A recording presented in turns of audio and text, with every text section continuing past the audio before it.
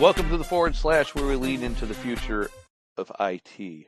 Today, our special guest is me and my beautiful co host, James Carmen. So, for this episode 0, as we're codenaming it, we're going to talk a little bit about our own personal background, what it is we want to do with the show, and why you should listen. So, James, you want to start us off? Tell us a little bit about yourself. Sure. My name is James Carmen. I am the CTO at a little company called Calibrity. We're a small consulting company, about 115 folks right now.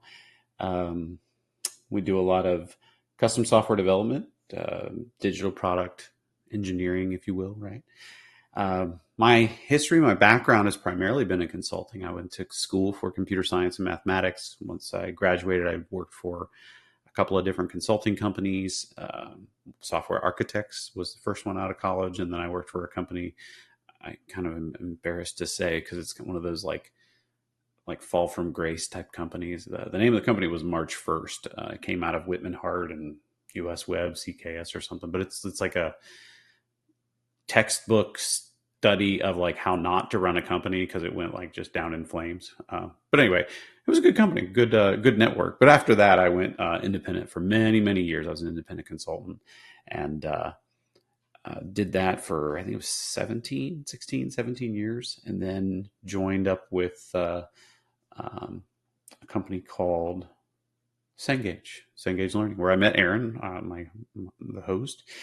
We worked there for many years, and then I came to Calibrity about almost 5 years ago. And as the CTO, my job here at Calibrity, what I do is I'm in charge of making sure that everybody has all the skills and equipment and everything they need in order to do the job at hand and to make sure that our projects are running smoothly for our clients. How about you? What are you all about? Tell me, who are you and what do you do? Well, I take the requirements from the customer, give them to the developers. No, that's a different part of my life, but I will get to that. That's a little foreshadowing. So I started off programming when I was a wee child, um, like 6 or 7 years old, and I still have the book that I learned from. And it was just typing in code, and then we would sit and debug it as like a father-son exercise, type of thing. And they were just like little games. But this was back on like one of the original IBM like desktop PCs. So it had two 5 1/4 floppy drives, no hard You had drive. two? Oh my Yeah, goodness. it had two. Wait, or did that one only have one? Oh, that may have only had one. It may have only had one. You're right. That one may have only had one. The one I had at home that I got several years later had two, but still no hard drive. So, um, yeah, learned on that. Continued to program as a hobby all the way up through high school, mostly basic A type stuff, and then got to college. Took my first official language, which was Fortran. Um, ended up uh but I ended up going an engineering route. So I wanted to do automation. So like basically I wanted to make robots is what I wanted to do. And so when looking for a degree, the closest thing I could find was manufacturing systems engineering. And found an opportunity to work with an automation company, and they were basically doing material handling and tool fixtures for car assembly lines, and ended up getting into offline robot programming. So the weld robots would go in and weld up the body side of a vehicle, and I was on a simulator programming the robot through each step and setting its joint angles and whatever, and then I'd offload it or export it, and then go upload it to an actual robot in a testing circle that was fenced off because if it goes wrong, there's real consequences. and you'd watch the robot go through the motions. And I'm like, this is really cool.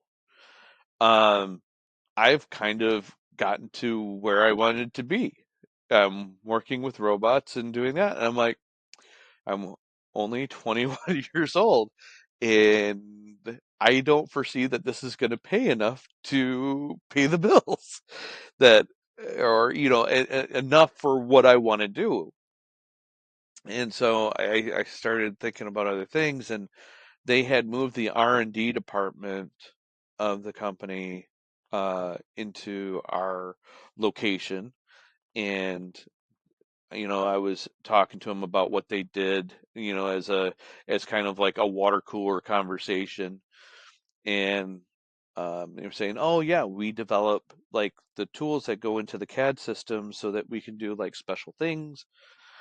And I'm like, oh yeah, I used to do a bunch of coding and blah blah blah. And he's like, why aren't you coding now? And I'm like, I don't know. Is that a job offer? And he's like, yeah, if you want it to be.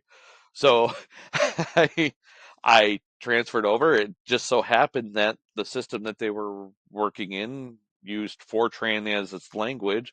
So I kind of slipped right into that and ended up changing majors and all that because I was still going to school at the time. Um, and changed to computer science.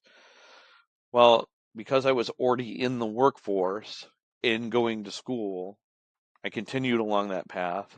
Ended up graduating with my uh, bachelor's of science in computer science about 10 years later with 9 years of experience, or 9 years later, I guess, with 9 years of experience in coding, um, which led me through a bunch of different things. I ended up moving to Texas and working for a bunch of companies in Texas. So I got to work in aerospace, um, and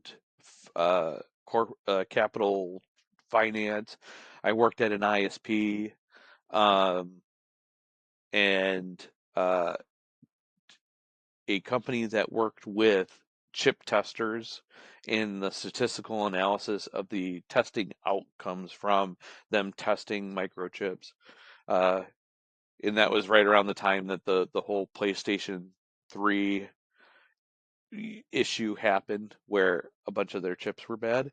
Turns out that the what had happened was one of the testers actually was smashing and destroying chips on top of a stuck chip, and ended up uh, causing havoc. In our software was running on the machine next to it, and if that had happened on that machine, we would have caught it and saved him millions. Um, and then I ended up moving back to Michigan because that's where my family's from, and worked at a couple of different automotive companies and some side automotive stuff, and then ended up at Cengage, where, yeah, James and I met. I ended up being there for 10 years, and went back to an automotive company for about a year and a half. Was unhappy there, and reached out to James, and he's like, "Hey, you want a job?" And I'm like, "Yeah, let's go." So, um, so I've been here now for, is it three? Was that 3 years or 2 years? 3 years. 3 years.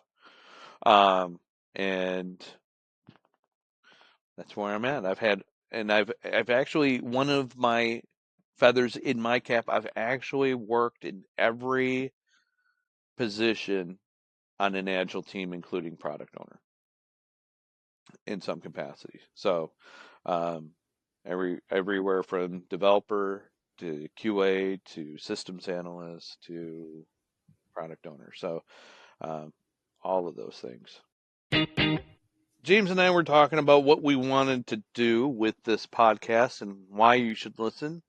And we started off with, well, first of all, we feel like there's a lot of technical topics that aren't widely known. And we wanted to share that information with the world, basically, and trying to raise the bar collectively on the technologies in use the proper way to use them, and what they're used for in certain cases. Yeah, I think there's a lot of, those hot takes, if you will, of the industry, and it's great. You and I have had many years of experience. Um, you were talking about IBM computers. People don't know what a floppy drive is. Like, we've had a lot of experience, but there's new stuff, right? We don't know about all of the new things, and there's new opinions about things that we might maybe seem a little stuck in our ways, that could be maybe challenging to us. And I think it's good to talk about those kind of topics. Maybe we could even, learn something from, of course, right? We can always learn something new. So I think that's interesting. When I think about why is it interesting to, I mean, this is kind of Calibrity's podcast, right? Why would anyone be interested in hearing from Calibrity? I think, the one thing about consulting is, uh, you get that varied experience. We work with a lot of different clients in a lot of different industries, and we have people who have a lot of years. So you multiply all those things out, and it becomes a pretty uh, broad body of knowledge that we can share with folks, and bring that experience to enrich others, if you will. Yeah, and we talk to real people with real stories about real problems. It's not anything made up, it's not theoretical. It's like these are experiences that a lot of our consultants have had, in how they use different technologies to solve those things in their experiences, and maybe some of the like best practices as well. Absolutely. And of course, I mean, we're funny, right? So I mean, we want to make sure that we're sharing how funny Only we on are with days that everybody. end in Y. So one of the things that we like to do to keep things light and fun at the end of every episode is to have our guests, whoever they may be, go through a lightning round of questions where we ask some off the wall questions that have nothing to do with technology most of the time, just to get an idea of who they are.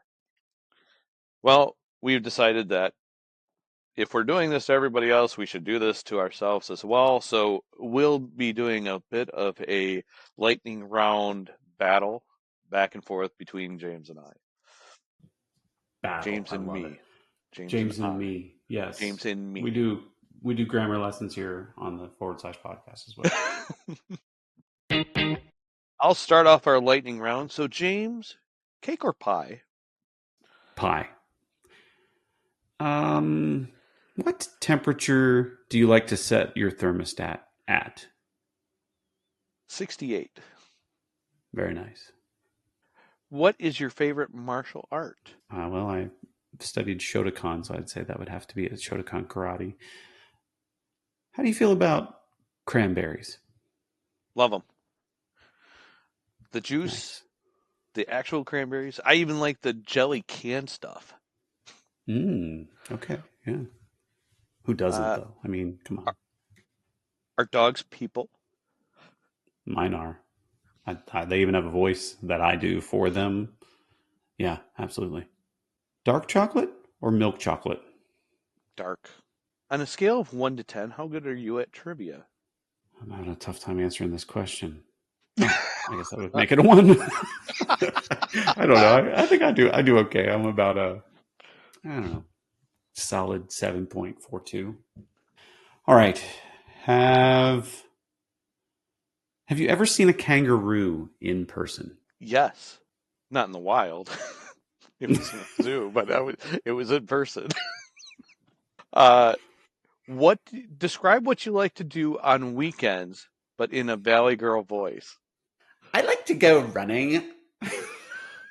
How's that? How'd I do? It's all right, but you did throw in like the oh my Gag me with a god, spoon or like something. Oh my gag me with a gosh, I like spoon. totally like to go running. Okay. Yes, there you go. That was much There we better. go. All I'll right. give you Okay. creds on that one. From 1 to 10, how hot do you like your shower water? 7? That's a cop out. I at least added decimals to mine. Seven's the easy answer.